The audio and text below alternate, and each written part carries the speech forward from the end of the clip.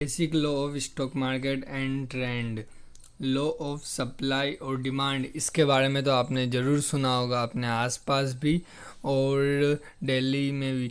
ये जो है ना हर जगह इम्प्लीमेंट होता है, आपके मार्केट में भी।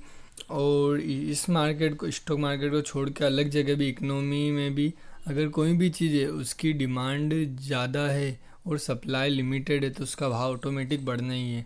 जैसे कि यहाँ पर जब किसी चीज़ की सप्लाई बढ़ती है और डिमांड घटती है तो उसका प्राइस भी घटता है। और इसका उल्टा, जब यहाँ पर क्या होता है, सप्लाई गिरती है, डिमांड ऊपर जाती है तो भाव ऑटोमेटिक बढ़ता है। किसी भी चीज़ को देख लो आप, अगर आपको सामान लेने गए दुकान पे और वो एक ही है लेकिन वो 10 जने को चाहिए तो उसका प्राइस वैसे ही बढ़ जाएगा।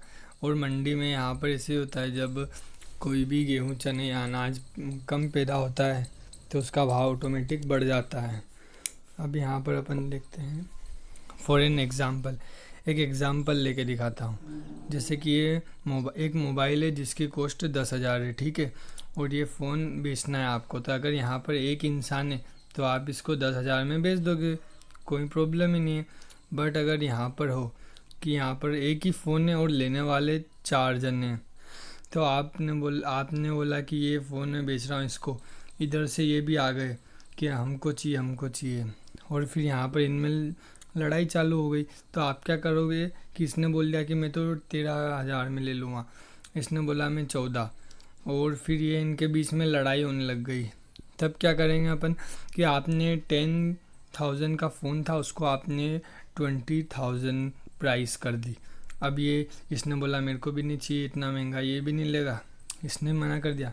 इसने बोला ठीक है मैं ले लूँगा, तो ये फ़ोन इसने ले लिया यहाँ पर। तो यहाँ पर जो फ़ोन की कीमत थी वो 10 थी, आपने बेचा कितने में, 20 में, क्योंकि यहाँ पर सप्लाई तो एक ही फ़ोन की थी, लेने वाले 4 जने थे तो इसने ले लिया। तो जहाँ इसकी कीमत 10 थी वो 20 में बिका, तो इसकी प्राइस 2 गुना बढ़ गई, ठीक है। अब इसका ऑपोजिट क्या हुआ वो देख लेते हैं। यहाँ पर अब 4 जने हैं और फ़ोन वही है 10,000 का। अब आपने बोला कि ये फ़ोन मेरे को बेचना है, तो इसने भी मना कर दिया, इसने भी मना कर दिया, इसने भी मना कर दिया, इसने मना कर दिया। अब यहाँ पर डिमांड गिर गई इसकी, किसी को नहीं लेना फ़ोन ये।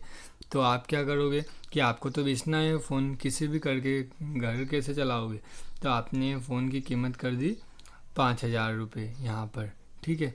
आपने बोला कि ये फ़ोन में 10 का है, 5 में बेचता हूँ, तो इसने बोला कि ठीक है। अब इसने ये फ़ोन ले लिया क्योंकि इसकी डिमांड तो बिल्कुल नहीं थी, और फिर भी ये आपने बेचा तो जहाँ इसकी प्राइस 10 थी वो 5 में बिकी, मतलब आधी हो गई प्राइस। तो ये ऐसे फ़र्क पड़ता है यहाँ पर। अब यहाँ पर स्टॉक मार्केट में क्या होता है कि वहाँ पर फ़ोन नहीं रहता है, वहाँ पर स्टॉक्स रहते कंपनी के।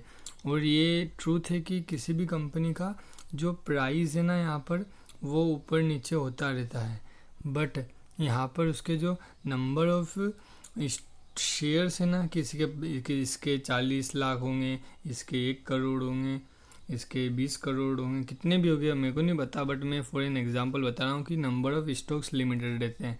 तो फिर ये कंपनी की प्राइस ऊपर नीचे जो जाती है ना, वो जाती है डिमांड से सिर्फ, और उनको अपन बोलते हैं यहाँ पर बायर और सेलर।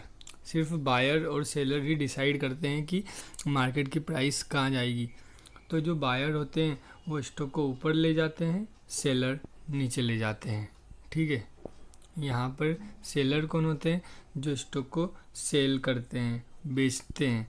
तो ये बेचते कैसे हैं, जैसे कि कोई स्टॉक है वो लॉन्ग टर्म अप ट्रेंड में है, ठीक है, उसके बाद इनने तो यहाँ पे ख़रीदा था तो ये फिर यहाँ पर इन प्रॉफिट बुक करने लग जाते हैं, ठीक है।